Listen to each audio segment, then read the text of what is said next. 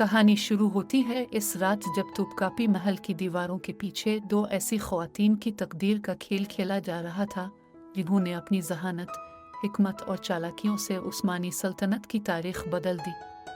पहली खातून थी हानियम सुल्तान, एक कनीज़ जो सुल्तान सुलेमान की महब्बत और एतमाद जीतकर सल्तनत की सबसे ताकतवर खातून बन गई।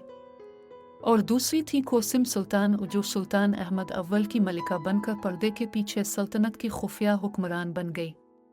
हानियम सुल्तान ने अपनी खूबसूरती और हिकमत से सुल्तान सुलेमान के दिल को मुसख्खर किया, लेकिन इनकी ताकत का राज सिर्फ मोहब्बत में नहीं था बल्कि सियासी साजिशों में था। उन्होंने सल्तनत के बड़े फैसलों में मुदाखलत की। वली अहद मुस्तफ़ा के कत्ल से लेकर इब्राहिम पाशा की मौत तक हर वाक़े के पीछे हानियम सुल्तान का हाथ था।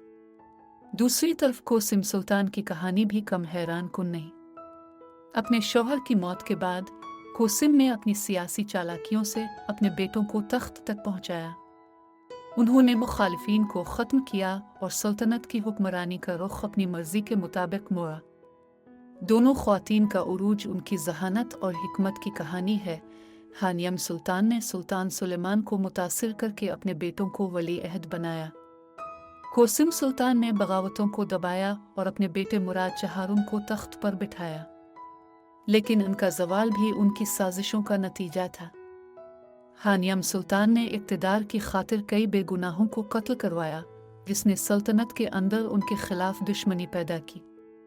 कोसिम सुल्तान ने अपने ही पोते उस्मान दुआम को कत्ल करवा दिया, जिसके बाद उनकी ताकत के खात्मे का आगाज हुआ।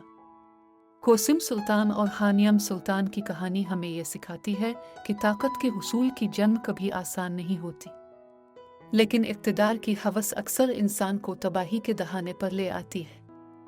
ये दोनों ख्वातीन अपने वक्त की नाकाबिले शिकस्त हुक्मरान थीं, लेकिन उनकी हिकमत, साजिशों और फैसलों ने उस्मानी सल्तनत के मुस्तकबिल को हमेशा के लिए बदल दिया।